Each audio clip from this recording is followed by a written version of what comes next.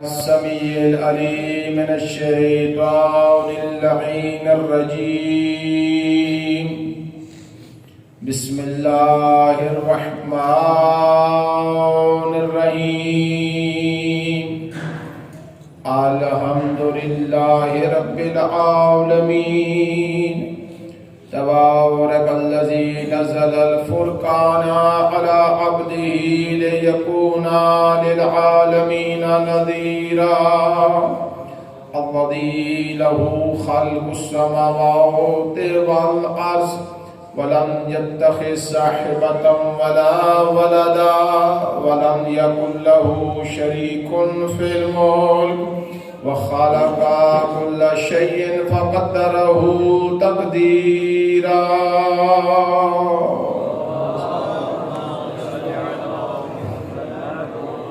الصلاة والسلام على رسوله محمد المصطفى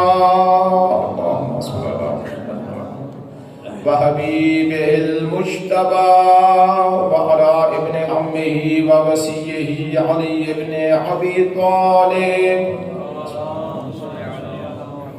الذي جعله ظهيرا ووزيرا وآله الأئمة الذين أذهب الله عنهم الرجس وطهرهم تطهيرا.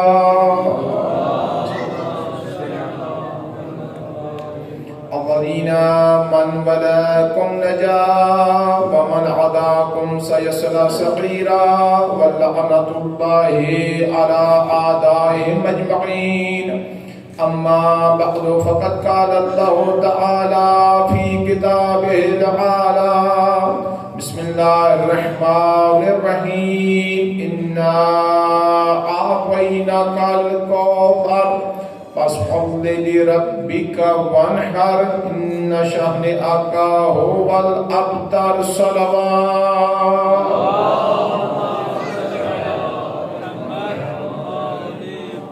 رابوں کے خداوند متعالی آپ کی عظیم عبادت اپنی بارگاہ میں بحسن وجہ قبول فرمائے. اگر زحمت نہ ہو سے پہلے میں کچھ گفتگو کروں، تھوڑا سا آپ صلوات پڑھتے پڑھتے آگے آ جائیں. آپ کی بڑی مہربانی، شکریہ. صلوات پڑھتے ہوئے آگے آ جائیں. اللہم صلی علی محمد. مہربانی، شکریہ. رابوں کے خداوند متعالی آپ کی عظیم عبادت اپنی برگاہ میں بحسن وجہ قبول فرمائے. میرے بھائی کا شاہ صاحب کا یہ صفِ ادا بچھانا جناب سیدہ اپنی بارگاہ میں بحسن وجہ قبول فرمائے. رابوں کے جن بھائیوں نے بھی مل کر جناب سیدہ سلام اللہ علیہ کی احترام میں یہ 10 روزہ مجالس کے انعقاد کیا، میرے اللہ کو اسی طرح سے حلال عطا فرما. ہر قسم کی زمینی آسمانی آفات مشکلات سے محفوظ فرما. میرے رحیم و کریم اللہ اپنی ذات کے علاوہ کسی کا محتاج نہ بنا. جو مریض ہے انہیں شفا عطا فرما. وقت کے وارث کا ظہور فرما. امام علیہ السلام کے قلب مطابق ہم کو نگاروں سے راضی فرما. امام علیہ السلام کے ظہور کے لیے صلوات کی زحمت فرمائے.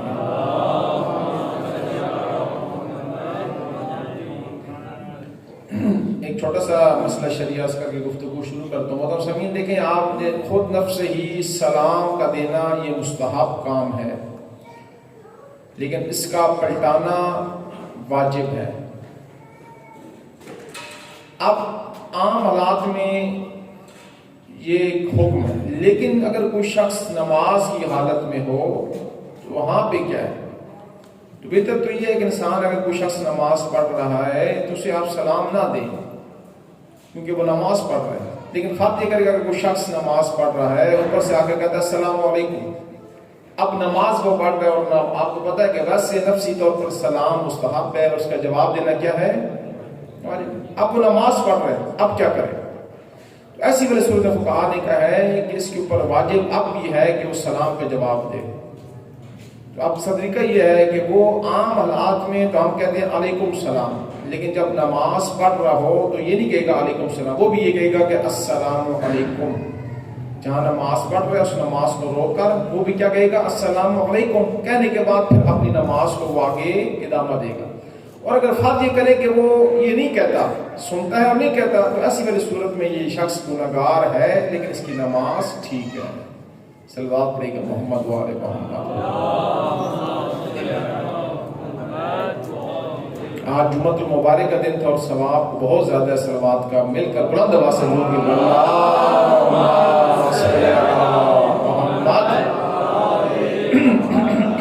آپ کو علم ہے نا کہ ایک دن ختمی مرتبہ پیغمبر اعظم بیٹھے تھے اور شہد کی مکھی کا وہاں سے گزر ہوا.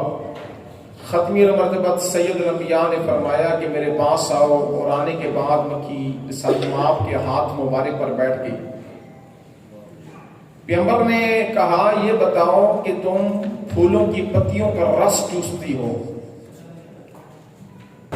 پھولوں کی پتیوں کا رس شدید کڑواہٹ اس میں پائی جاتی ہے. اگر آپ کو شک ہے تو دھیان کر کے دیکھ لینا، پھولوں کی پتیوں کا رس میں شدید کڑواہٹ ہوتی ہے، انسان اس کو مثلا چکھ بھی نہیں سکتا، کڑواہٹ ہوتی ہے. پیغمبر نے کہا کہ تم پھولوں کی پتیوں کا رس چوس کر پھر اپنے چھتے اپنے گھر کی طرف لوٹ جاتی ہو. اس ذات حق نے کون سا ایسا فلٹر لگایا ہے آپ کے اندر کہ وہ کڑواہٹ مٹھاس میں تبدیل ہو جاتی ہے.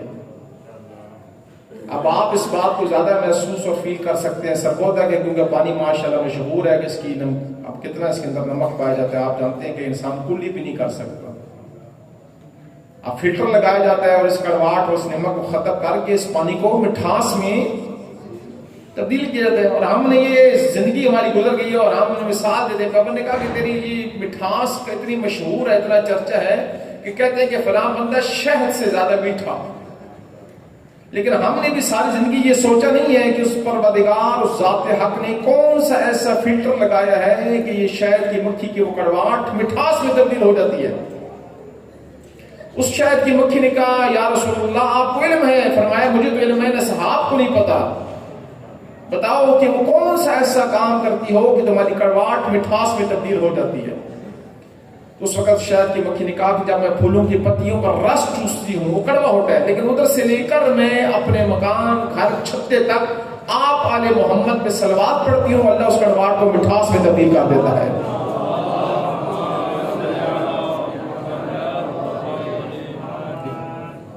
تو یہ اتنی زیادہ اس کی فضیلت ہے. محترم سامعین، گفتگو ہماری ایام فاطمیہ میں ہے اور کل کی گزشتہ گفتگو میں نے کچھ معروضات آپ کی خدمت میں عرض کیے تھے کہ کیوں ہم ایام فاطمیہ سلام اللہ علیہ مناتے ہیں، کیوں بی بی کا اتنا مقام ہے. تو یہ بہت ہی ایک اچھی اور بہت ہی سنت ہے.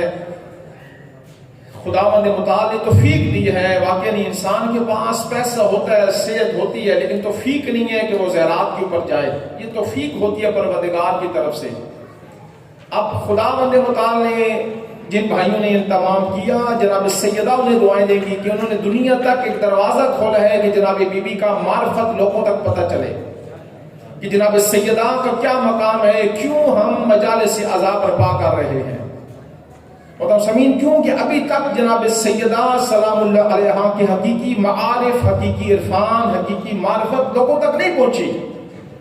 جب پہنچ جائے گی پھر ہر بندہ یہ کہے گا کہ جس طرح محرم میں 10 دن مظلوم کربلا کے لیے صف عزا کے تمام ہوتا ہے اور ہر امام برگاہ، ہر گھر، ہر گلی، ہر چوک میں شیعہ قوم سیاہ پوشی کرتی ہے، لباس پہنتی ہیں، بچے پاؤں سے نلین اتار کر ماتم کرتے ہیں، گریہ کرتے ہیں، بکا کرتے ہیں. پوری توجہ فرمانا، پوری دنیا کو اس بات کا علم ہو جاتا ہے کہ ایک حسین تھے جو مظلوم تھے، جو مقتول تھے، جو شہید ہوئے کربلا میں، اور ان کے قاتل کا یہ نام تھا. پورا بایو ڈیٹا پوری دنیا کے سامنے آ جاتا ہے. اگر ہم نے ایام فاطمیہ میں یہی کام کیا، ہر گلی میں، ہر چوک میں، ہر گھر میں، ہر امام برگاہ میں، ہر شیعہ جوان مستور نے سیاہ پوشی کر کر، ماتم کر کے، گریہ کر کے مجالس عزا کا انعقاد کیا، پوری دنیا کو پتہ چل جائے گا محمد کی بیٹی کا قاتل کون تھا. اس لیے کیے جاتے ہیں. کیوں؟ جناب سیدہ نے ولایت کو بچانے کے لیے سب کچھ لٹا دیا. یہ مجالس اس لیے کی جاتی ہے کہ وہ غصب جو ولایت اللہ کی ولایت تھی، اس ولایت کو دنیا تک پہنچائے کہ یہ اللہ کی ولایت کو کن نے غصب کیا اور کون کون تھے جو رسول کی بیٹی کے قاتل، دنیا کو بتائیں. یہ ہم سنت قائم کریں جس طرح محرم میں ہر گھر کے باہر آپ بینر لگا دیتے ہیں، سبیلوں کے تمام کرتے ہیں، لوگوں کو علم ہوتا ہے کہ فلک میں محرم کا چاند طلوع ہو گیا ہے. ایام فاطمیہ میں بھی یہی ہم نے کام کرنا ہے. سیاہ پوشی کریں، گھروں کے باہر بینر لگائیں اور مجالس عزا جس طرح دیکھیں نا محرم میں کیا ہوتا ہے، ہر گاڑی میں ہر گھر میں نوح خانی کی آواز آ رہی ہوتی ہے. مائیں بہنیں گھر میں صبح جب کام کرتی ہیں تو نوح لگا دیتی ہیں. کیوں؟ اس لیے ایام غم ہے. یہی کام ہم نے ایام فاطمیہ میں کرنا ہے. یہ ہم جو سنت رکھی ہے یہ آہستہ آہستہ کچھ سالوں کے بعد آپ دیکھیں گے, 4 یا 5 یا 8 سال کے بعد آپ دیکھیں گے انشاءاللہ, اور گواہی دیں گے, میں حق اور سچ کہہ رہا ہوں انشاءاللہ تعالی کچھ سالوں کے بعد محرم اور ایام فاطمیہ کی مجالس ایک جیسی ہو جائیں گی. یہ انشاءاللہ ہوگا اور یہ آپ کے تعاون سے ہوگا. جناب سیدہ آپ کو دعائیں دے گی. کیوں ہمارے ہاں بی بی کے ہم فضائل پڑھتے ہیں, کیوں ہم ان چہاردہ انوار الہیہ کی عرفانی باتیں کرتے ہیں, معرفت کی باتیں کرتے ہیں, ان کی فضیلت کیوں پڑھی جاتی ہے؟ کیوں؟ اس لیے یہ فضائل, یہ مناقب, یہ فضیلت پڑھی جاتی ہے کہ آپ اور میرے قلوب وجود کے اندر معرفت احمد طہار میں اضافہ ہو جائے, ہم ان سے زیادہ محبت کریں, ہم ان سے زیادہ عشق کریں, ہمارے ہر سانس میں ان 14 کی محبت دھڑکے. ہم اگر مسجد پر سوئے ہیں آل محمد کی محبت میں, اور یہ روایات ہیں, میری خطابت مت سمجھے, نہ میں خطابت کر رہا ہوں, حقیقت بتا رہا ہوں, حق بتا رہا ہوں, روایات کا مجموعہ بتا رہا ہوں. اگر کوئی شخص آل محمد کا محب ہے, مودت کرنے والا ہے, ان 14 کی محبت میں ڈوبا ہے, وہ اگر بستر پر بھی سویا ہے وہ اللہ کے نزدیک ایسی ہے جیسے عبادت کر رہا ہے. اور اگر کوئی شخص آل محمد کی محبت میں نہیں ڈوبا, اغیار کی محبت کو اپنے دل میں بسا کر وہ نماز بھی پڑھ رہے, خدا فرما رہا ہے اسی طرح ہے جس طرح گلی میں ایک بچہ کھلونے سے کھیل رہا ہے. یہ حقیقت ہے, یہ واقعیت ہے. ہم نے کہاں سمجھا کہ آل محمد کون ہے, ان کی محبت کیا چیز ہے. ہمارے اذہان میں دودھ, ہم نے وہ دودھ تک رکھ دیا. اس کو سمجھیں کیا محبت آل محمد ہے, کیا معرفت آل محمد ہے, کہ جس کے قلب میں ہے وہ مسجد میں سویا ہے, پروردگار کے نزدیک وہ آج بھی نمازی ہے. اور یہ وجہ روایات کے اندر ہے کہ کچھ افراد دائم الصلاۃ ہیں, وہ ہمیشہ نماز کی حالت میں ہے. اگر میں بات آپ تک پہنچا سکوں آسان لفظوں میں, تھوڑی سی میری تائید کریں تاکہ میں مطمئن ہوں کہ میں بات آپ تک پہنچا رہا ہوں. روایات میں ہے کہ کچھ افراد دائم الصلاۃ ہیں, وہ ہمیشہ نماز کی حالت میں ہے. وہ اگر دکان پر بیٹھے ہیں تب بھی نماز پڑھ رہے ہیں, وہ اگر دفتر میں ہے تب بھی نماز کی حالت میں, اگر گفتگو کر رہے تب بھی. پوچھا کون؟ کہ یہ وہ افراد ہیں جن کے قلوب میں 14 کی محبت ہے. یہ ہمیشہ دائم الصلاۃ ہے, جو ہمیشہ نماز کی حالت میں وہی مقام اعلیٰ تک پہنچ سکتا ہے. اور میرے محترم سامعین, یہ کیوں عرفان پڑھا جاتا ہے, یہ کیوں معرفت, فضیلت, مناقب جناب سیدہ اور ان کی ذریت امیر المومنین سے لے کر امام زمانہ تک پڑھی جاتی. کیوں؟ اس لیے کہ آپ کے قلوب میں, آپ کے روح میں, آپ کے وجود میں ان 14 کی محبت اعلیٰ مقام تک چلی جائے. جب محبت اعلیٰ مقام تک پہنچ جائے گی, جملہ سننا, جب محبت اعلیٰ مقام تک پہنچ جائے گی پھر سجدے میں وزن پیدا ہوگا. اسے آسان میں کیا کروں, جب ولایت اعلیٰ مقام تک پہنچ جاتی ہے سجدے میں پھر وزن پیدا ہو جاتا ہے. قرآن پڑھے, پروردگار کیا فرما رہے ہیں, معاشر میں ہم یہ نہیں دیکھیں گے کہ تم نے 2 لاکھ نمازیں پڑھی یا 2000 نمازیں پڑھی. نہیں, پروردگار فرما رہے ہیں وَمَنْ ثَقُلَتْ مَوَازِینُهُ وَمَنْ خَفَّتْ مَوَازِینُهُ. ہم معاشر میں اعمال کو تولیں گے, دیکھیں گے کہ کس کا عمل وزنی ہے, کس کا عمل وزن نہیں پایا جاتا. معاشر میں یہ نہیں دیکھا جائے گا کہ تم نے 2 رکعت نماز پڑھی یا 2000 پڑھی یا 2 لاکھ پڑھی. نہیں, عبادتوں کو تولا جائے گا, تولا جائے گا. محترم سامعین, یہ وجہ ہے, ہو سکتا ہے ہماری ساری زندگی کی نمازیں ایک طرف سلیمان محمدی کی 2 رکعت بھاری ہو. کیوں؟ اس لیے کہ جناب سلیمان محمدی کے اندر وہ معرفت علی تھی جو ہمارے اندر نہیں ہے. اور یہ معرفت کا معیار تھا کہ علی کو کہنا پڑا سلیمان 10 درجے پہ ہے, ابو ذر 9 پہ ہے, مقداد 8 پہ ہے. یہ کیوں؟ یہ عرفان, یہ معرفت, یہ فضائل, یہ مناقب اس لیے ہے کہ اپنے اندر معرفت ولایت کو زیادہ کریں. جب زیادہ ہوگی پھر عبادت میں وزن پیدا آ جائے گا. کثرت عبادت معیار نہیں ہے, معرفت عبادت معیار ہے. یہاں تک میں بات سمجھا سکا اپنے متصوین کو؟ تو اب کیوں فضائل پڑھے جاتے ہیں، کیوں مناقب پڑھے جاتے ہیں؟ یہ نہیں ہے کہ ہم واہ واہ کرا لیں آپ کے مولانا صاحب نے کیا کمال کی گفتگو کر دی، کیا فضائل پڑھے، نہیں، ان سے محبت کے درجے میں بڑھنا ہے ہم نے۔ لطف تو تب ہے نا سلیمان علی کے حضور میں 10 درجے تک پہنچا تھا، ہم غیبت میں رہ کے اس مقام تک پہنچ جائیں جدھر سلیمان محمد ہی پہنچا تھا۔ یہ معیار ہے معرفت کا۔ اب کیا پروردگار نے فرمایا، اِنَّا أَعْطَيْنَاكَ الْكَوْثَرَ، اے میرے حبیب ہم نے آپ کو کوثر عطا فرمائی۔ یہ سورت مختصر لیکن اپنے اندر عظیم مطالب کو لیے ہوئے ہے، میں اس کو نہیں کھول پا سکتا، نہ میرے پاس وقت ہے اور نہ یہ 1-2 روزہ گفتگو کا نتیجہ ہے۔ کم سے کم اس کے اوپر خمس ہو کہ میں اس کو کھولوں، اس کے اندر عرفان کیا ہے، کیا کیا مطالب ہے، میں بس سلسلی گزر رہا ہوں۔ اتنا بتا سکتا ہوں کہ یہ سورت کوثر جو مختصر ہے لیکن کیا اعجاز اپنے اندر لیے ہوئے ہے، کیا معجزہ پروردگار اپنے اندر لیے ہوئے ہیں۔ عرب میں ایک رسم رواج تھی، آپ کو پتہ ہے کہ عرب کے اندر شاعر کمال درجے کے پائے جاتے تھے۔ جو شخص شعر و شاعری سے اشنا ہے وہ اس بات کو سمجھ پاتا ہے۔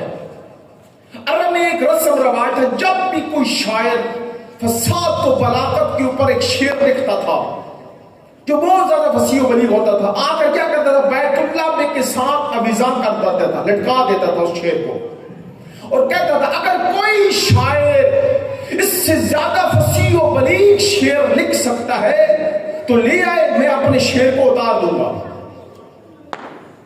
جب دوسرا شاعر اس سے زیادہ فصاحت و بلاغت میں شعر لکھتا تھا، جا کے لٹکا دیتا تھا، وہ پہلا شاعر اپنے شعر کو اتار لیتا تھا۔ عظیم روایت ہے۔ اب معصوم فرماتے ہیں جب یہ سورت کوثر آئی، ختمی المرتبت نے سورت کوثر کو جا کے بیت اللہ میں آویزاں کر دیا، لٹکا دیا۔ ہر شاعر نے کہا بس اس سے زیادہ معرفت، فصاحت، بلاغت نہیں ہو سکتی، یہ سورت کوثر وہ سورت ہے۔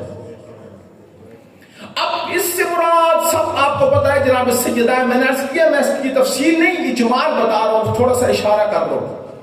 یہ ہوا کب؟ یہ ہوا اس وقت جب وائل بن کلبی شخص نے، ایک عرب کے بدو نے، جب رسالت مآب کے دونوں بیٹے دنیا سے چلے گئے، ابتر کا تانا دیا، اس قلب کو ٹھیس پہنچی جو قلب اللہ تھا۔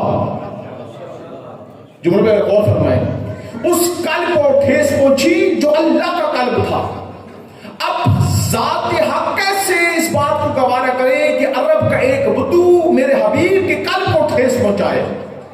ابتر کا تانا دیا، آواز آئی، اے میرا حبیب ختمی المرتبت پریشان نہ ہو، ہم آپ کو کوثر عطا فرمائیں گے، آپ کا دشمن ابتر رہے گا، لیکن میرے حبیب اس امانت کو لینے کے لیے، جملہ سننا، یہ امانت اتنی عظیم امانت ہے، یہ ہدیہ اتنا عظیم ہدیہ ہے کہ زمین پہ میں دے سکتا نہیں ہوں۔ تھوڑا سا میرے ساتھ ہے، میں نتیجے تک لے کے جانا چاہتا ہوں۔ کہا کہ پروردگار کیا کرنا پڑے گا؟ آواز آئی معراج پہ آنا پڑے گا۔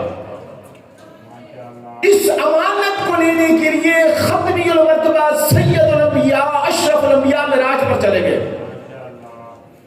اور ادھر ہی معراج سے میں ایک نقطہ میں اب نہیں جہاں بھی تھوڑا سا پھر میں اجمال کر کے گزر جا رہا ہوں۔ ہمارے مذہب شیعہ میں روایات میں خود معصوم نے فرمایا ہے، ارجا نبی السماء 120 او اکثر۔ امام فرماتے ہیں کہ ہمارے جد ختمی المرتبت کو 120 یا اس سے زیادہ مرتبہ معراج ہوئی ہے۔ اہل سنت کے ہاں فقط رسالت مآب کو ایک دفعہ معراج ہوئی، اور وہ ہے 27 رجب المرجب۔ ہمارے مذہب میں کوئی یہ روایت میں نہیں ملتا کہ 27 رجب کو رسالت مآب کو معراج ہوئی ہو، ہمارے مذہب میں نہیں ہے۔ میں سال پاکستان میں تھا، میں نے دیکھا اچھے خاصے پڑھے لکھے افراد اس بات کی کہہ رہے تھے کہ آج معراج کا دن ہے۔ ایک دفعہ میں اسلام آباد راولپنڈی میں تھا، اسی 27 رجب اس سال مجھے جشن پڑھنا تھا ایک جگہ پہ، تو ہم وہاں پہ جمعے کا دن تھا اس سال 27 رجب، تو ہم گئے، ایک مولانا صاحب ڈاکٹر تھے، وہ بھی یہ کہہ رہے تھے کہ معراج۔ پھر ہم نے بعد میں گفتگو کی اور ہم نے کہا نہیں، آج کوئی روایت نہیں ہے 27 رجب کو ہوا کیا تھا۔ 27 رجب بہت بڑی عید کا دن ہے، کیونکہ پورے سال میں 4 ایسے دن ہیں کہ جن دنوں میں روزہ رکھنا 70 سالہ روزوں کا ثواب ہے. ان میں سے ایک دن ہے 27 رجب کا دن. 27 رجب کو ہوا کیا تھا؟ 27 رجب کو رسالت مآب نے اپنی نبوت کا اعلان کیا تھا. مبعوث ہوئے تھے رسالت کے اوپر. بہت بڑی عید ہے، لیکن معراج کا دن نہیں ہے. معراج ہمارے مذہب میں 120 مرتبہ ہوئی ہے یا اس سے زیادہ مرتبہ. ٹھیک ہو گئی. اب یہ جب معراج پر گئے پھر ہوا کیا؟ پھر وہیں پہ عظیم روایات ہیں. شیخ صدوق علیہ الرحمہ نے لکھا، خود پروردگار نے کہا میرا حبیب میں معراج بھی اس لیے آپ کو بلایا ہے کہ میں اللہ ایک ہدیہ دینا چاہتا ہوں آپ کو. آپ سوچیں ہدیہ دینے والا کون ہے؟ جس کو ہدیہ دیا جا رہا ہے وہ کون ہے؟ پھر دینے والا اور لینے والا جب سمجھ آ جائے گا تو پھر پتہ چلے گا کہ وہ جو ہدیہ ہے وہ کتنا عظیم ہوگا. ہدیہ دینے والا خود پروردگار، خود ذات حق عز و جل ہے. جس کو ہدیہ دے رہے ہیں وہ ختمی المرتبت، وہ سید الانبیاء، وہ اشرف الانبیاء، اس سے بڑا کوئی نبی نہیں. آپ کو پتہ ہے کہ 313 رسول ہیں. کتنے رسول ہیں؟ 313 رسول ہیں. اور سب سے بڑے رسول مطلق ہے رسالت مآب کی ذات. اور جو بھی رسول ہوگا وہ نبی ہوگا، لیکن ہر نبی رسول نہیں ہے. بعض نبی رسول ہیں، بعض نبی رسول نہیں ہے، لیکن جو رسول ہے وہ نبی ہے. اور سب سے بڑے رسول مطلق رسالت مآب کی ذات ہے. اب ان کو ہدیہ دیا جا رہا ہے. ہدیہ کیا؟ یہ عظیم روایت کو لکھا شیخ صدوق علیہ الرحمہ نے. اب آدھی قدرت ہے میرے حبیب اس درخت اس شجر کے پاس آپ جائیں اور کہا ہاذہ تفاۃ. تفاۃ عربی میں کہتے ہیں سیب کو. میرے حبیب یہ سیب میں اللہ آپ کو ہدیہ دے رہا ہوں، اس کو تناول فرمائیں. جب رسالت مآب ختمی مرتبت کی بارگاہ میں وہ سیب کو ہدیہ کیا گیا، فَبَزِّدْتُ مِنْهُ. عجیب ہے، پیغمبر نے جب اس سیب کے 2 ٹکڑے کیے ایک ایسا نور نکلا کہ رسالت مآب وہ نور کو دیکھ کے تعجب میں پڑ گئے. کہا اس کو آپ تناول فرمائیں، یہ نور وہ اللہ کی طرف سے ہدیہ ہے آپ کو. اور خود پر یہ روایت جو پڑھنے جا رہا ہوں خود ختمی مرتبہ سے یہ روایت ہے. رسول نے فرمایا سب سے پہلے اس اللہ نے اپنے نور عظیم سے ایک نور کو خلق فرمایا. اور فرمایا وہ نور کون سا نور تھا؟ فرمایا وہ نور محمد کا تھا. اور پھر عظیم روایت فرمایا سما.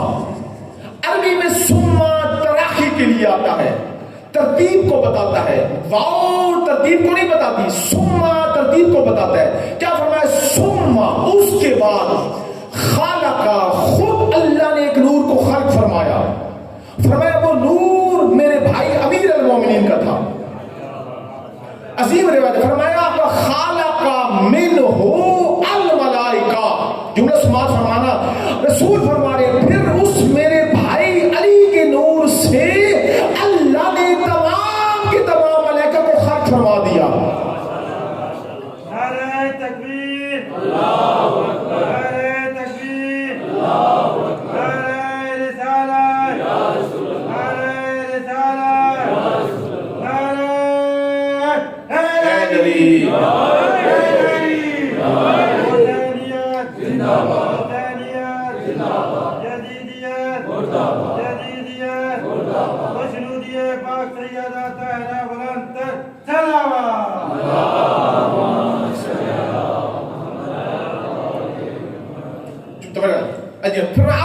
پھر ملائکہ پھر آئی الف لام. یعنی جب تمام کی تمام ملائکہ جس کے نور سے خلق ہوئے ہیں وہ علی کی ذات ہے. یعنی کیا؟ جبرائیل سید الملائکہ جس کے نور سے خلق ہوا وہ امیر المومنین. اسرائیل میں کئی تمام ملائکہ، رسول فرمانے شیخ صدوق علیہ الرحمہ نے لکھا تمام کی تمام ملائکہ میرے بھائی علی کے نور سے خلق ہوئے. اور پھر فرمایا سما، پھر تراخی، اس کے بعد ترتیب بتا رہے، اس کے بعد پھر اللہ نے ایک نور کو خالق فرمایا. وہ نور کیا تھا؟ نور ابنتی فاطمہ. وہ نور میری بیٹی فاطمہ کا تھا. فخالق منہ السماوات والارض. اس نور سے اللہ نے زمین و آسمان بنا دی. مولا کو نور معرفت نور یقین عطا فرمائے. بس یہاں تک میں آپ کو لے کے آ جانا چاہتا ہوں. اب یہ روایت ہے, اس کے اوپر ہم نے درایت کرنی ہے, غور و فکر فرمانا ہے, کیونکہ امیر المومنین فرمایا علیکم بالدرایات لا روایات. تمہارا کام ہے کہ تم روایت کے اندر درایت کرو, نہ یہ کہ طوطوں کی طرح روایت پڑھتے رہو. آج ہمارے پاکستان میں یہی مشکل ہے, افراد اردو کی کتابیں ہیں, انہیں پڑھ کر جی فلاں جگہ یہ روایت لکھی ہے, اس کو نہیں پتا یہ روایت کیا کہہ رہی ہے, کب نازل ہوئی ہے, کس مقام پر ہے, اس کا کیا نہیں یہ لکھی ہے. یہ معیار نہیں ہے. روایت ایک پڑھو, اس کے اندر غور کرو, فکر کرو, تعقل کرو, تدبر کرو, یہ فن ہے, یہ درایت ہے. اب روایت میں ختمی مرتبہ نے فرمایا فخالق منہ السماوات والارض, کہ میری بیٹی کے نور سے پروردگار نے زمین و آسمان بنا دیے. اب آسمان پر کیا کیا ہے, یہ ستارے یہ بی بی کے نور سے خلق ہوئے, یہ چاند یہ جناب سیدہ کے نور سے خلق ہوا, یہ سورج یہ جناب سیدہ کے نور سے خلق ہوا. اور پھر فرمایا زمین, جس زمین پہ ہم چلتے ہیں یہ جناب سیدہ کے نور سے خلق ہوا, یہ زمین کے اندر جو پانی ہے یہ جناب سیدہ کے نور سے خلق ہوا. اور پوری دنیا کا نظام ان دو ہی چیزوں پر ہے, ایک آسمان اور ایک زمین. اب زمین کے اندر کیا استعداد ہے, ٹیلنٹ ہے, صلاحیت ہے, آپ اس کو بیج کو بوئیں یا آپ کو فصل دے گی, لیکن اس کے لیے شرط ہے, ایک پانی ہو ایک حرارت ہو. جب تک حرارت نہیں ہوگی گندم نہیں پکے گی, فصلیں نہیں پکیں گی. آپ دیکھ لیں نا یہ آم, یہ ہمارے اس علاقے سرگودا میں بھی کام ہوتے ہیں, زیادہ کہاں پہ ہوتے ہیں, ملتان کے اندر, مظفر گڑھ کے اندر. کیوں؟ وہاں پہ گرمی کی شدت تیز ہوتی ہے. ایران میں یہ آم کا پھل نہیں ہوتا کیونکہ وہاں پہ گرمی نہیں ہوتی. تو ایک ایرانی نے مجھ سے پوچھا کہ یہ آم جو ہے یہ کیسے پکتا ہے, تو میں نے اسے فارسی میں کہا ہم آدم پختے بھی شواد, ہم امبے پختے بھی شواد. میں نے کہا لوگ بھی پکتے ہیں اور آم بھی پکتا ہے.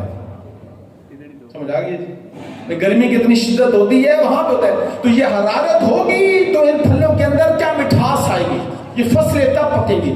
یہ ہوگا, یہ کہاں سے ہوگا, یہ سورج کی حرارت پہ ہوگا. اور ہماری زندگی کا نظام کس پر موقوف ہے؟ آج بھی جس شخص کے اندر وٹامن ڈی کی کمی ہے, ہڈیوں کا درد ہے, ڈاکٹر یہ کہتے ہیں سورج کے سامنے بیٹھیں, سورج کی تپش کو لیں. تو زندگی کا نظام اس تپش پہ ہے, اس حرارت پہ ہے. یہ نہیں ہوگی, نہیں ہو سکتا. یہ تپش ہوگی تو زمین سے فصلیں اگیں گی, یہ حرارت ہوگی تو زندگی کا نظام چلے گا. اور یہ سورج کس کے نور سے بنا؟ سیدہ کے نور سے بنا.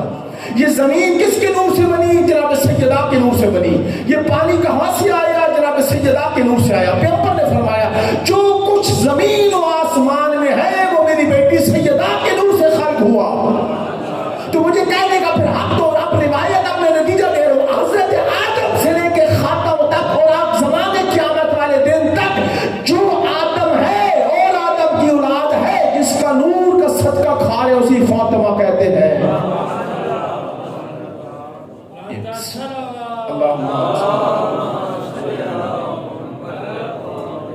یہ ہے جناب سیدہ, یہ کوثر ہے. کیسی کوثر کہ جس کوثر سے امام حسن علیہ السلام سے لے کر امام زمانہ تک اللہ نے ہادی عطا فرمائے. اور جملہ سماعت فرمائے جو کمال جس امام میں پایا جاتا ہے پہلے وہ کمال جناب سیدہ میں ہے.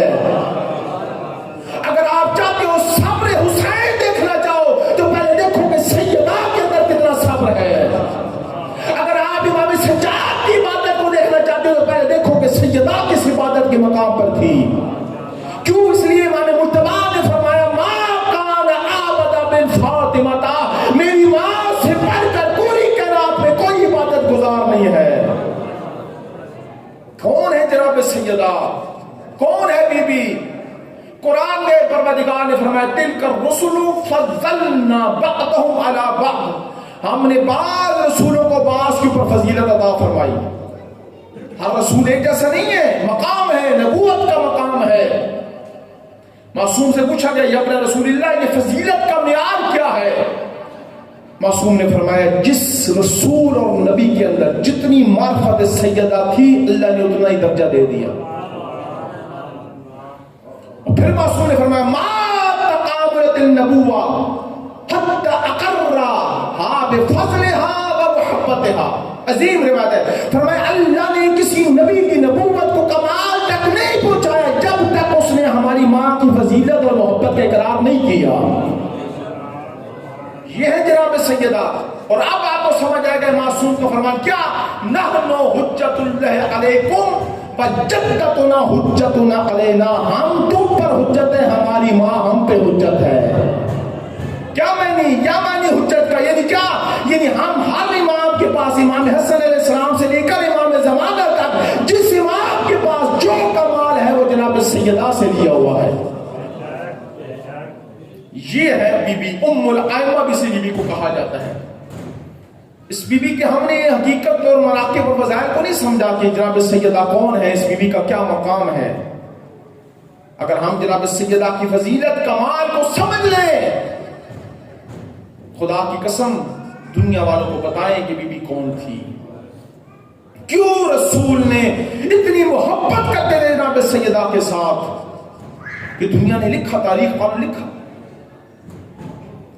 جب بھی مدینہ کے اندر تھے، جتنے ہر دن میں تھوڑی تھوڑی دیر کے بعد پھر گھر میں آتے، سیدہ کے ہاتھوں کو چومتے، پیشانی پہ بوسہ دیتے۔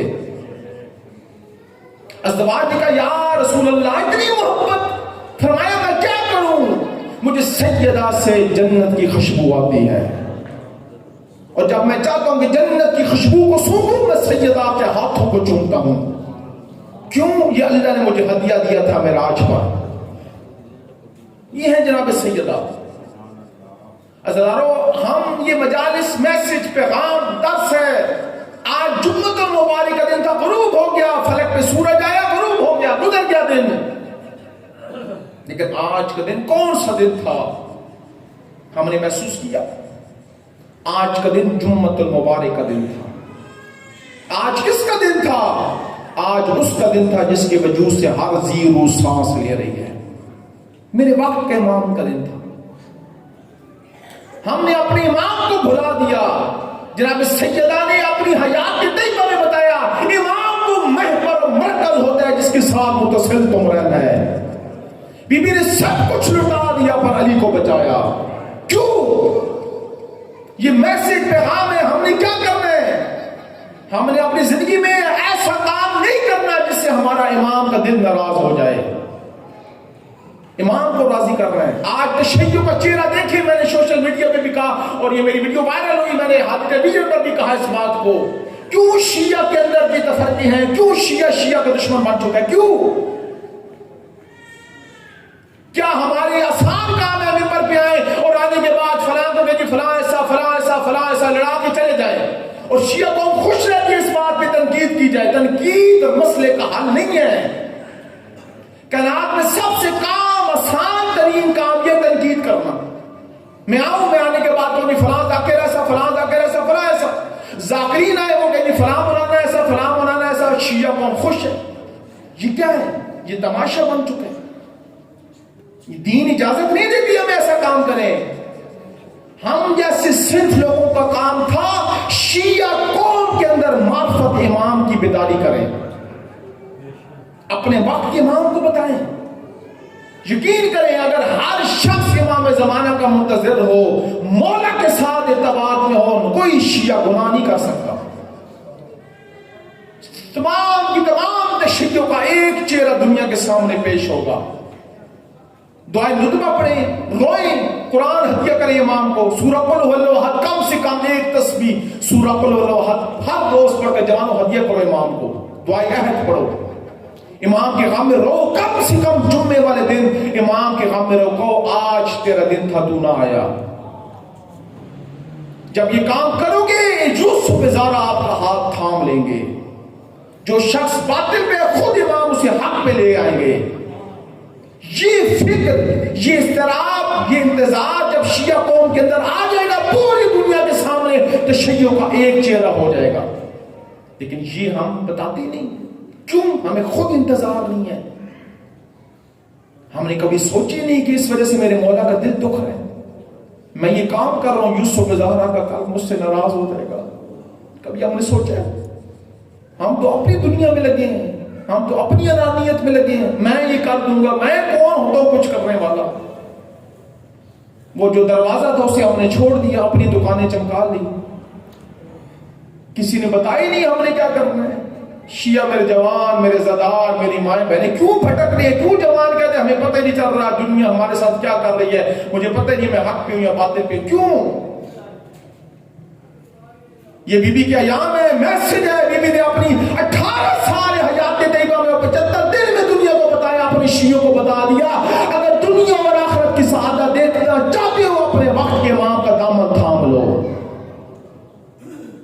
آج کا میرا پیغام ہے، کیونکہ میری آج آخری مجلس سے میں چلا جاؤں گا، کل فیصل آباد کی طرف وہاں میں نے خمسہ پڑھنا ہے، اور تم سمین یہی پیغام دے کے جا رہا ہوں، اگر چاہتے ہو میری مائیں میری بہنیں جوانوں، یہی 2-3 کام میں بتا رہا ہوں، اسے کبھی نہ چھوڑنا۔ پہلا کام، ہر روز ایک تسبیح سورہ قل هو اللہ احد ہدیہ کرنی ہے اپنے وقت کے امام کو، یہ کام۔ دوسرا کام، جو افراد قرآن پاک پڑھے ہوئے ہیں، آپ تو آسان ہے نا، موبائل کے اندر بھی قرآن ہے، دکان پہ ہے، گھر پہ ہے، جس جگہ پہ ہے قرآن پڑھے، جتنا ہو سکتا ہے ہدیہ کریں امام زمانہ کو، جب ختم ہو جائے مولا سے التبات کریں، مولا کو ہدیہ کریں، دوسرا کام۔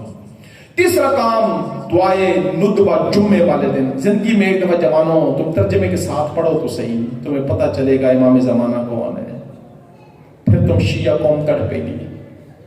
ہمیں انتظار نہیں ہے، خدا کی قسم ہمیں امام کا انتظار نہیں ہے۔ آپ جتنی مجلس میں بیٹھے ہو، میں دل کی گہرائیوں سے کہہ رہا ہوں، میں دل سے کہہ رہا ہوں، میں آپ کے پاؤں کی خاک ہوں، سید ہو غیر سید ہو، میں آپ کے پاؤں کی خاک ہوں۔ آپ سب افضل ہیں، عزادار ہیں، میں گناہگار مفضول ہوں، آپ کے پاؤں کی خاک ہوں۔ لیکن ایک سوال کا جواب مجھے بتاؤ، میرا دل مطمئن ہو جائے گا۔ 60 سال کے ضعیف ہو، 70 سال یا 18 سال کا جوان بیٹھا ہے، مجھے ایک بات کا جواب دے، جمعے کا دن امام زمانہ کا دن ہے، آج کا دن، کبھی زندگی میں ایسا ہوا ہے جب جمعے کا سورج فلک پہ غروب ہو تم ٹھنڈی آہ لے کے کہو آج تیرا دن تھا تو نہ آیا؟ کبھی امام کے غم میں ہم روئے ہیں، کبھی امام کو پکارے، کبھی گناہ کرنے سے پہلے سوچے کہ یوسف زہرا میرا مولا مجھے دیکھ رہا ہے، کبھی؟ پھر مجھے کہنے دو نا، ہمیں انتظار نہیں ہے شیعوں کو، ماں باپ کا بیٹا گھر نہ آئے نا، نکاحیں دروازے پہ ہوتی ہیں، کب بیٹا آئے گا دل کو سکون ملے گا۔ ہمیں اپنے امام سے ماں بیٹی جتنی محبت نہیں ہے۔ لیکن امام کون؟ میں نہیں کہہ رہا، امام رضا فرمارے امام وہ ہوتا ہے جو باپ سے زیادہ محبت کرتا ہے، امام وہ جو بھائی سے زیادہ محبت کرتا ہے۔ بس ہمیں انتظار نہیں ہے، سرگودا والے انتظار کس سے ہے؟ انتظار محمد کی بیٹی کو ہے، انتظار شام میں امیر المومنین کی بیٹی جناب زینب کو ہے۔ آج بھی قبر میں جناب سیدات تارکن تقوم و تقعد بھی اٹھتی ہیں اور بیٹھتی ہیں، زخمی ہاتھ پیروں پر رکھ کے رو کے کہتی ہے میرا بیٹا مہدی کب آئے گا؟ ان قاتلوں سے پوچھے گا میرا کیا جرم تھا، مجھے مارنا ہی تھا، زینب کے سامنے نہ مارتے۔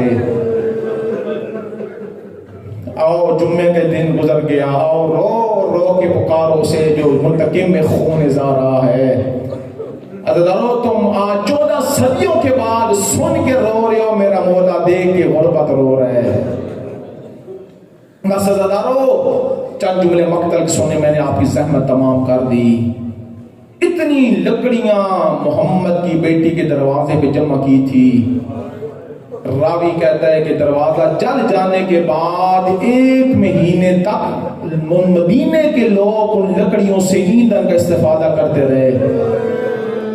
یہ روایت میں نے مقتل میں امام صادق سے بھی پڑھی ہے اور خود اپنی سیدہ جناب زہرا سے بھی میں نے پڑھی ہے۔ مقتل میں کڑپ گیا، راوی نے پوچھا مولا جب جلانا دروازہ تھا اتنی لکڑیاں کیوں لے آئے؟ میرا ضعیف امام صادق اتنے ریش تر ہو گئی، رو کے بربادے مجھے کیا بتاؤں، دروازے کا جلانا تو بہانہ تھا، وہ چاہتے تھے میری ماں جل جائے،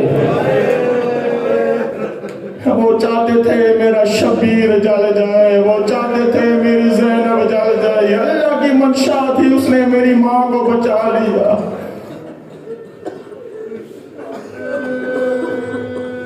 دنیا والوں کو نہیں بتایا گیا سیدہ کس مظلومہ کا نام ہے، کون ہے وہ بی بی۔ عزادارو جتنے آپ سادات غیر سادات بیٹھے نا، روتی آنکھوں سے ایک دعا مانگو. کسی ماں پہ یہ وقت نہ آئے کہ اس کی اولاد کے سامنے کوئی اسے مارے. جملہ سننا، مدینے میں ماں بچوں کے سامنے ماں کو مارا. مدینے کے اندر بچوں کے سامنے ماں کو مارا. کربلا میں ماؤں کے سامنے بچوں کو مارا. ہم مصائب سن سن کے عادی ہو گئے ہیں. ہم غور نہیں کرتے. بندہ جب غور کرتا ہے پھر پانی ہو جاتا ہے. پھر کہتا ہے میں زندہ کیوں ہوں. پھر وہ کہتا ہے میرے اللہ یہ کیا ہو گیا. میں کم میں تھا، آج سے شاید 3 سال پرانی بات ہو. میری 3 سال کی بیٹی تھی. ہم حرم سے نکلے. میری وائف نے میری بچی کا ہاتھ تھاما ہوا تھا. بچوں کی عادت ہوتی ہے نا فوراً ہاتھ چھڑا کر دوڑتے ہیں. سامنے سڑک تھی. میری وائف دوڑی، ہلکا سا تھپڑ مارا. کہا بیٹی سامنے سڑک تھی، تجھے کچھ ہو جاتا ہم کیا کرتے. وہ روئی، میں نے چپ کرایا، گھر آ گئے. میں اپنے کمرے میں مطالعہ کر رہا تھا. رات 12 کا ٹائم تھا. بچی میرے سامنے بیٹھی تھی. 3 سال 3.5 سال کی بچی تھی. اتنی دیر میری وائف نے کہا بیٹی آدھی رات ہوگی، آ سو جا. یہ بچی نے مجھے کہا بابا سے کہو چلی جائے، میں سے بات نہیں کروں گی. سرگودا کے سردار، مجھے نہیں پتا تم کس درد میں سن رہے ہو. خدا کی قسم جب اس نے بات میری بیٹی نے کی نا، میں حرم میں جاتا تھا میری ہائے نکل جاتی تھی. میں نے کہا بیٹی کیا ہوا. اس کم سے بچی نے مجھے کہا بابا اس لیے اگر مجھے مارنا ہی تھا گھر آ کے مار لیتی، لوگوں کے سامنے نہ مارتی. خدا کی قسم مجھے تب یاد آیا 75 دن محمد کی بیٹی مٹیوں پہ ہاتھ رکھ کے کہتی تھی بابا مجھے مارنا ہی تھا زینب کے سامنے نہ مارتے. بابا مجھے مارنا ہی تھا شبیر کے سامنے نہ مار دے، میرا مدینے والا غریب.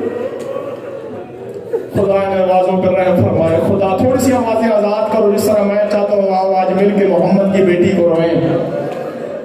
جو بزرگ بیٹھے نا جوان میری گواہی دو گے. بچپن میں جو بندہ بات دیکھتا ہے بچپن میں مرتے دم تک وہ بات بھولتا نہیں ہے. یہ گواہی دے رہے ہو نا آپ روتی آنکھوں سے. یہی وجہ ہے جب 40 سال کا سن تھا غریب مدینہ میں امام حسن کا شام میں مغیرہ بننا ملا. امام کے چہرے پہ موت کی زردی آئی. کسی نے کہا مولا مغیرہ تو دے کہ چہرے کا رنگ کیوں تبدیل ہوا. امام اس کی طرف اشارہ کر گیا انت الذی ضربتنی امی. یہ وہی ہے جس نے بچپن میں میری آنکھوں کے سامنے میری ماں کو مارا تھا. تو میں دیکھتا رہا تھا یہ لعین گلی میں میری ماں کو مار رہا تھا.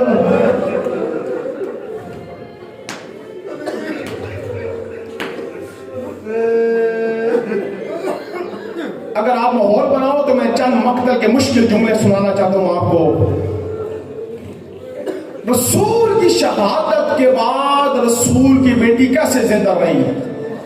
پہلے جملہ سنا. مقتل والے کہتے ہیں معصبۃ الراس، جب تک زندہ رہی ہے پیشانی پہ ایک پٹی باندھتی تھی.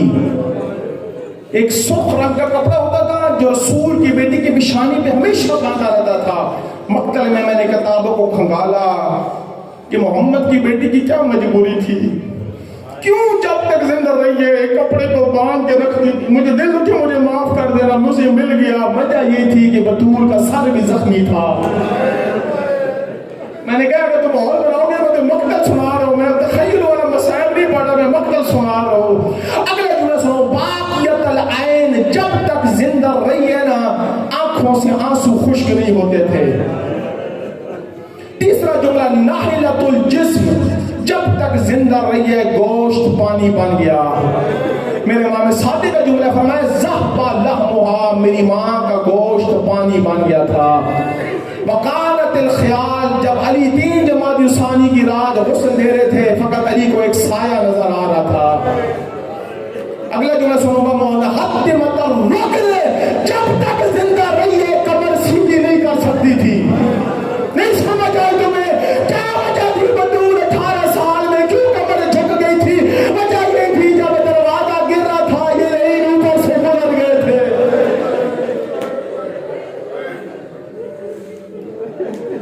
تھوڑا سا بلند آوازیں کرو، بلند آوازیں کرو. امام زمانہ کو پکارو، پکارو امام زمانہ کو. بولے کہ ظہور کی دعا مانگو میں چھوڑ کے چلا جاؤں. تیسری غربت سنو. اکثر جب رسول کی شہادت کے بعد بستر پہ سو نہیں پاتی تھی 18 سال کی بطول. ایک دن جناب زینب اور غریب مدینہ امام مرتضیٰ کی آنکھ کھلی. بڑی بڑی بات کروں، جب تم اکیلے بیٹھے ہوگے نا امام زمانہ کو تو غصہ دے سکتے ہو، اس بات کو سن کے تمہاری آنکھوں سے بے ساخت آنسو نکل جائیں گے۔ جناب زینب نے پوچھا اماں آدھی رات کا ٹائم ہے، آپ مسند پہ سوئی نہیں ہے، بیٹھی ہوئی ہے۔ بیوی نے کہا میری بیٹی جب بھی کوئی بندہ مسند پہ سوتا ہے دو طریقوں سے، یا کمر کے بل یا کروٹ بدل کے، میری مجبوری ہے، کمر کے بل سو میری ریڑھ کی ہڈیاں دکھتی ہے، کروٹ لو میری پہلوں کی ہڈیاں دکھتی ہے۔ عزیزانو نہیں بتایا گیا کون ہے مظلوم، آئے جملہ سنو، جس ہتھیار سے کربلا میں کربلا والوں کو مارا گیا تھا اس ہتھیار سے محمد کی بیٹی کو مارا گیا تھا۔ ایک تیر مدینے میں نہیں چلا، باقی ہر ہتھیار جو کربلا میں چلا ہے وہی ہتھیار مدینے میں چلا ہے۔ ایت اللہ مزاری آج بھی زندہ ہے، اصفہان کے اندر موجود، انہوں نے کم میں جملہ کہا تھا ہر کسی ہر چیزی داشت بے زہرہ زد۔ اس نے کہا جس بندے کے پاس جو ہتھیار تھا اس نے اسی ہتھیار سے حسین کی ماں کو مارا۔ مجھے بتاؤ 18 سال بس ختم کروں 1 یا 2 منٹ، تھوڑا سا اور منزل کو پڑھائیں۔ مجھے بتاؤ 18 سال کے بندے کو سہاروں کی ضرورت ہوتی ہے؟ شباب ہوتا ہے، جوانی ہوتی ہے۔ مجھے بتاؤ 40 سال کی ضعیف فضا 18 سال کی محمد کی بیٹی کو سہارا دیتی تھی۔ میں لفظ نہیں پڑھ سکتا ہوں، تمہارا اگر ذہن حاضر ہے مچھلی کی طرح میں ساختہ تڑپو گے۔ کہ مدینے کی عورتیں آئی، بس ختم کرتے جا رہا ہوں، کہا محمد کی بیٹی بابا کے بعد تیرے جسم میں طاقت نہیں رہی، تیرا گوشت پانی بن گیا ہے، تیری کمر جھک گئی ہے، کوئی ہمارے لائق حکم ہو ہمیں بتا۔ بی بی کہتی ہے نہیں کوئی نہیں۔ انہوں نے بڑا اصرار کیا، جب بڑا اصرار کیا بی بی کہتی ہے جو ہمارے گھر پہ آیا مجھ سے خالی نہیں لٹاتے، اگر تمہارا زیادہ اصرار ہے نا بڑا دن ہو گئے ہیں میں بابا کی قبر پہ نہیں گئی، مجھے بابا کی قبر پہ لے جاؤ۔ میں آپ سے سوال کرتا سرگود والے، مجھے بتاؤ گھر سے لے کے قبر تک کتنا فاصلہ تھا؟ چند قدموں کا فاصلہ۔ مدینہ کی عورتوں نے سہارا دیا، بسم اللہ پڑھ کر جناب سیدہ اٹھی۔ مقتل والے کہتے ہیں ابھی 4تھا قدم زمین پہ آیا تھا، رو کے کہتے ہیں مجھے چھوڑ دو میں تھک گئی ہوں، میں زیادہ چل نہیں سکتی، میرے بدن میں طاقت نہیں ہے۔ حضرت جملے سننا مقتل کے کیسی مثال ہے جب آپ کی قبر سامنے آئی نا، مقتل والے کیسے ہیں جیسے ماں بچوں کو گلے سے لگاتی ہے، ایسی بیوی نے اپنے بابا کی قبر کو گلے سے لگا لیا۔ اب اس بات کی مجھے گواہی تم روتی آنکھوں سے دو گے، پردے میں بیٹھی میری مائیں بہنیں میری تائید کریں گی۔ خدا کی قسم کسی عورت پہ جتنا ظلم ڈھاؤ نا، اگر اس کے بچے چھوٹے ہوں نا کبھی موت کی دعا نہیں مانگتی، یہ کہتی ہے میرے اللہ مجھے عمر دے، میں بچوں کو جوان کر لوں، میرے بعد میری اولاد کا کیا بنے گا، بھلے اسے کتنا ستاؤ کبھی موت کی دعا نہیں مانگتی۔ مجھے نہیں پتا رسول کے بعد کلمہ گو نے کیا کیا ظلم کیے بطول پر، زخمی ہاتھ قبر میں رکھ کے کہتی ہے میرے اللہ مجھے موت دے دے۔ میں لفظ پڑھ سکتا